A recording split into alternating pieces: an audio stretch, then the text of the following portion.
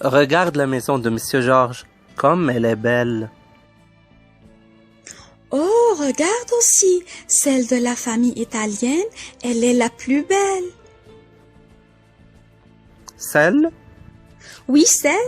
C'est un pronom démonstratif. La maison est un nom féminin. Et si l'on dit un appartement? Un appartement est un nom masculin.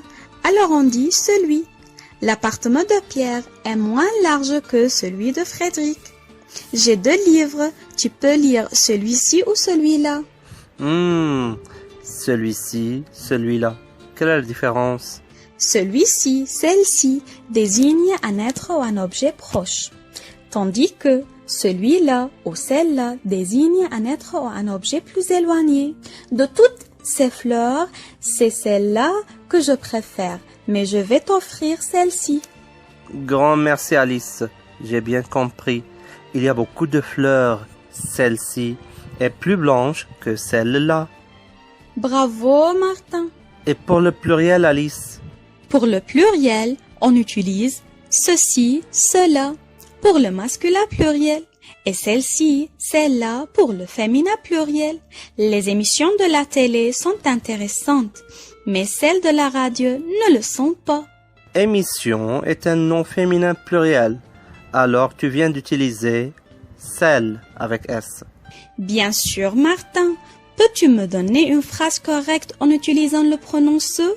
C'est très facile. J'ai beaucoup de stylos. Préfères-tu prendre ceci ou cela? Je préfère cela. Ils sont neufs. Bravo, Martin. Alice, pourquoi utilise-t-on ceci, cela et ça?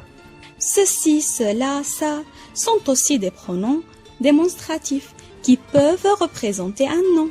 Par exemple, l'hypocrisie, je déteste ça, est aussi pour représenter un infinitif.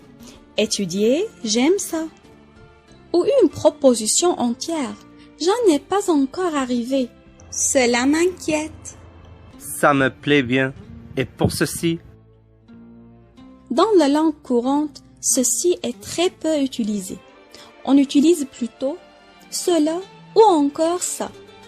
On peut dire ceci me dérange, mais on dit plutôt ça me dérange ou bien cela me dérange. C'est clair. Tu es la plus gentille, Alice.